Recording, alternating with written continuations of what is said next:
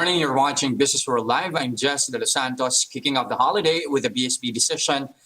You have the Banco Central holding the benchmark interest rates at record low.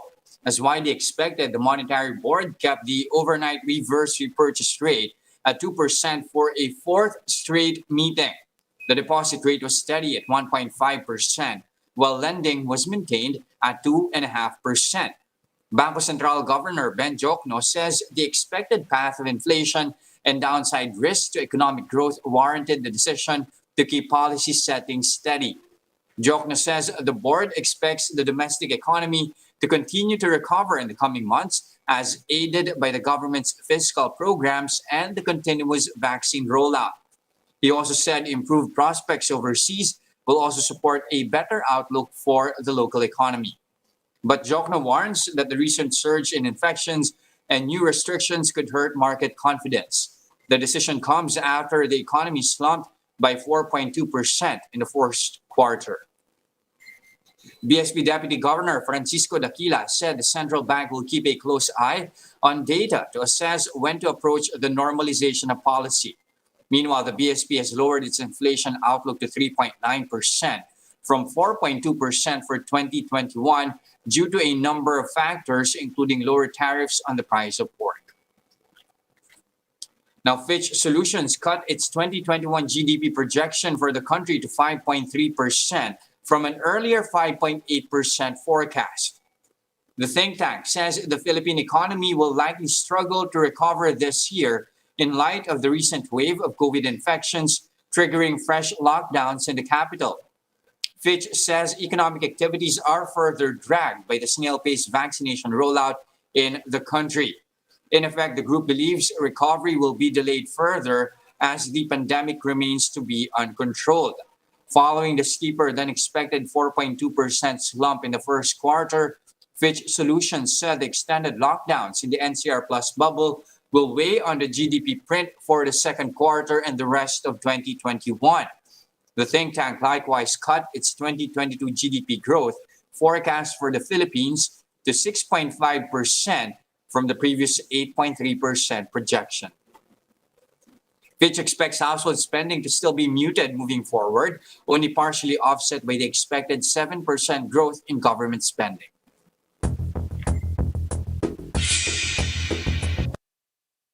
Okay, again, market on pause today in observance of Eid al-Fitr. Before that, shares closed lower by 1.4% on Wednesday's session. That's after first quarter GDP contracted worse than expected. Add to that the detection of COVID-19 variants first reported in India, as well as rebalancing in the MSCI. Again, you have the PSCI closing midweek at 6,236.40. That is our lowest level in 7 months since October of 2020. That keeps in step with declines seen across Asia over inflationary concerns.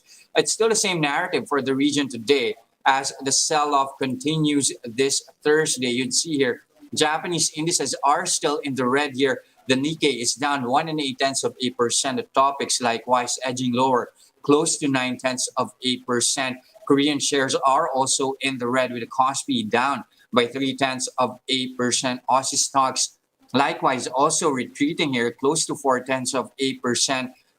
You have a number of Chinese shares still close for the day's session, but you can see Hong Kong stocks here. The Hang Seng is also in the negative territory here, sliding by 1.1%. Now the regional retreat follows huge drops in Wall Street, with the S&P 500 tumbling more than 2% in a third straight day of declines. Its worst drop yet since February this year. Add to that a tech sell-off in the Nasdaq, sliding close to 2.7%. This comes after U.S. April inflation climbed the most since 2009. But looking at U.S. futures here, Wall Street might be up for some recovery, with major gauges somehow at least futures looking like in the green, at least at the start of today.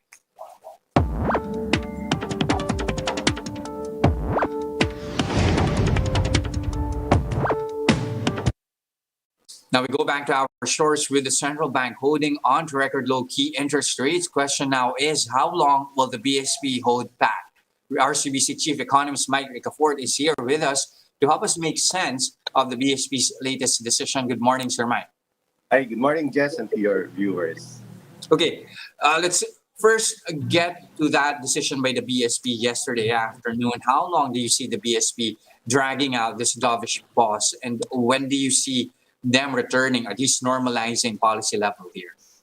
But at least, Jess, at least for the coming months, for as long as our economic recovery remains relatively slow, in view of the lockdown measures, the ECQ followed by the MECQ since the latter part of March. So, as long as it would continue to drag on the recovery story, the economy still needs all the support that it could get. So, therefore, monetary policy stance would continue to remain accommodative in nature, in the sense that, we would still see continued policy rate at the record low of 2% to support the economic recovery prospects as the economy needs that one now, at least in keeping borrowing costs relatively low and to help spur greater demand for loans that generate more investments, employment, and other business opportunities. So, given the fact that the decision would come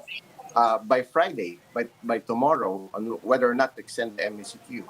So, but for now, of course, at least we have seen the brunt of inflation in the early part of the year, and inflationary pressures have already tapered off and reduced by the lockdowns, and and hopefully it would remain that way. And we had latest positive developments on inflation, like at least better weather conditions into the dry season, into the summer, that further reduce food prices.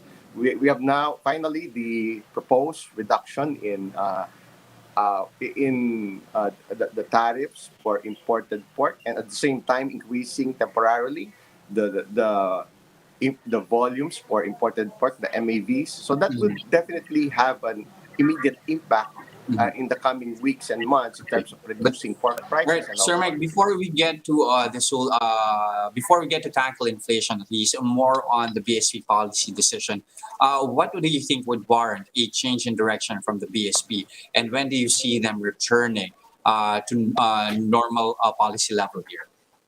For now, Jess, at least we have favorable developments that would further help and taper inflation and reduce inflationary pressures with the lockdowns and the lower tariffs and increased volumes of pork imports.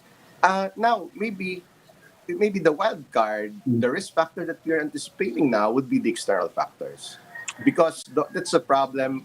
Well, inflation is a challenge for the world. We have seen the latest, market sentiment adversely affected by the rising inflation, specifically in the U.S. and other parts of the developed world. U.S. inflation, both on a month-on-month and year-on-year basis, consistently posted the fastest pace since in 12 and a half years, since 2008. Because it's reflective of the spike in global commodity prices lately.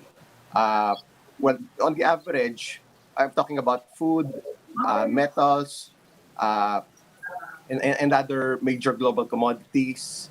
The highest in 8 to 10 years lately. Although oil also went up to among 2 year highs lately. So we we have to look at this. This is a source of external supply side inflation that's beyond our country's reasonable control.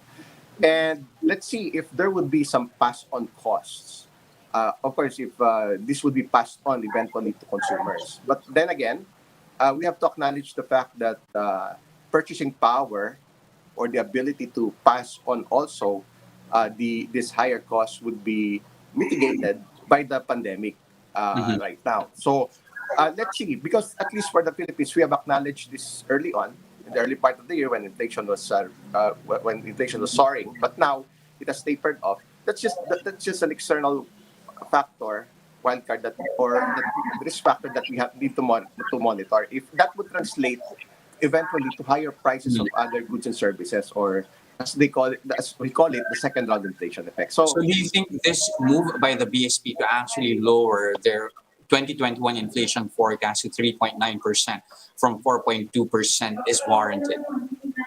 yes, yeah, that's very much warranted, Jess, because at least we have already seen the peak, and well, at least as far as internal factors, the local factors are concerned, we have seen already the worst in inflation. It's starting to ease already and improve because of the improved supply conditions, as well as the uh, of course the non-monetary measures, more importantly, that is being used, because those are better. These supply side factors locally are better addressed by these non-monetary measures rather Yeah. than tightening of the monetary policy, because which is kind of course, because of the softer economic conditions, Mhm. it would still warrant to continue this accommodative monetary policy to support the economic recovery. Okay, At you the very just least, mentioned it, yeah. Sir Mike. Economic conditions, of course, fifth straight quarter of contraction here at negative 4.2.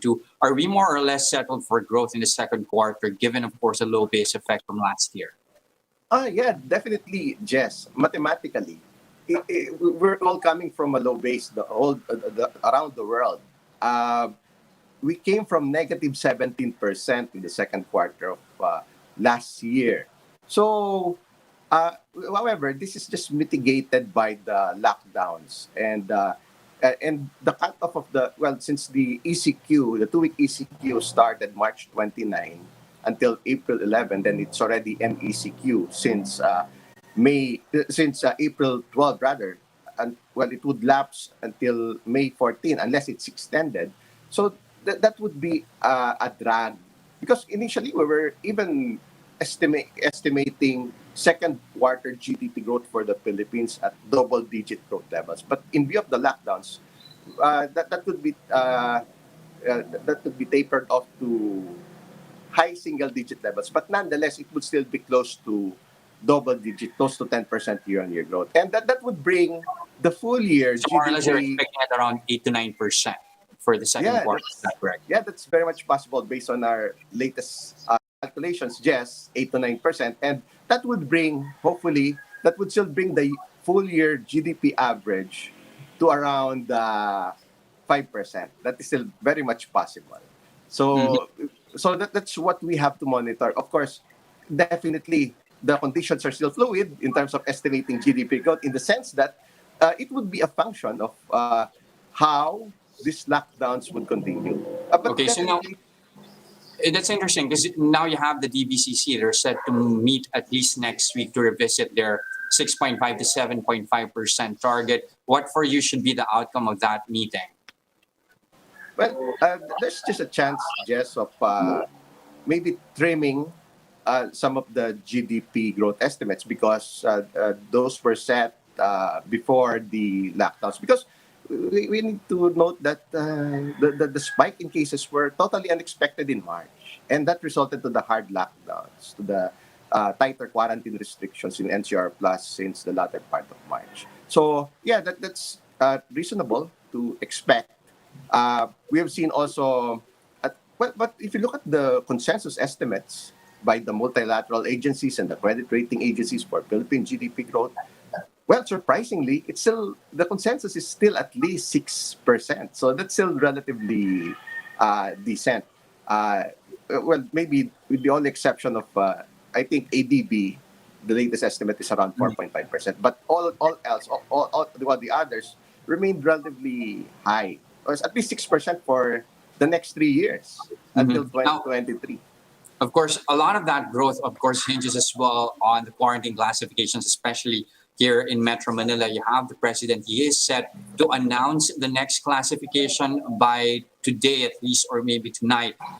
Can the economy still afford an MECQ extension in the NCR Plus area, or is it high time to ease restrictions? Well, Jess, we have seen already some signals from the economic managers. Some of them are already calling for ECQ, or at the very least, maybe some form of reopening of the economy that would allow greater capacity for many businesses and industries. So that would translate to higher production, higher sales, more employment, more investments. And that's still tantamount to measures to further reopen the economy. And this would definitely be a function of the new COVID-19 cases locally. At least we have seen it lingered between 4,000 to 6,000 per day. That's the lowest already in nearly 2 months. And Yeah. we came from a peak that the record high was 15,298 last April. At least these are good signs that would Mhm. augur well, that would fundamentally support further reopening of the economy. Of course, provided that the stringent uh, health protocols are followed to prevent COVID-19 from spreading, as has been practiced in many other countries in the region, in other Mhm. ASEAN and Asian countries, learning from their past experiences in dealing with SARS and bird flu for the past 20 to 30 years. Okay. So at least that's one. And at least another good signal is that we have seen already increased arrivals of vaccinations, Mhm. as well as the vaccine arrivals. If that would continue, definitely, of course, the anticipation is still the increased arrival, especially in the third quarter and or the fourth quarter of this year, and that would definitely spell a whole lot of difference in terms of further justifying reopening of the economy. Of course, that would entail more vaccines arriving and being rolled out would mean a more meaningful reduction in new COVID cases, as we have seen lately. Okay, So so a that would number of justify. really positive indicators there that would at least signal or at least somehow open the door for further easing of restrictions and the NCR plus area. Thank you very much for your time this morning, RCBC Head of Economic Research, Mike Ricafort. Thank you, sir. Thank you so much, Jess, and your viewers, and stay safe.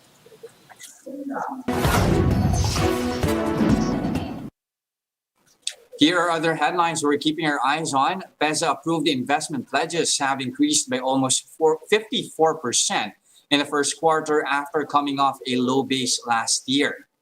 In its latest report, Peza said its investment went up to more than 25 billion pesos based on 57 newly approved projects.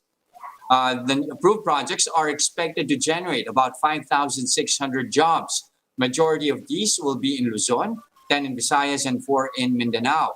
One of the approved projects this year is a 1.5 billion Israeli-Filipino investment to manufacture COVID-19 oral vaccines in the Philippines.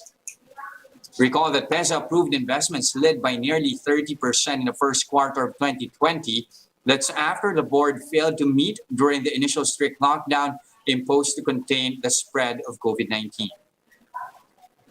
Now, the ICTSI clarifies that it intends to build its proposed mega vaccination center in an uninhabited reclaimed land. That's contrary to earlier reports claiming that the facility will be built in an urban forest. The Naying Filipino Foundation previously said that around 500 trees would have to be cut down to make way for the proposed mega vaccination site. The facility will be run by the Armed Forces of the Philippines and is expected to be able to vaccinate as many as 10,000 to 12,000 people a day, or roughly 300,000 a month. ICTSI insists that the proposal has the full support of Malacanang, the Interagency Task Force, the DOH, the DOT, as well as the city government of Parañaque. And those are the biggest stories from the business front this morning, May 13, 2021. Catch Business World Live again at 3:15 p.m. today. I'm Jes Delos Santos. We are One News. Mask on, wash hands, and stay safe, Philippines.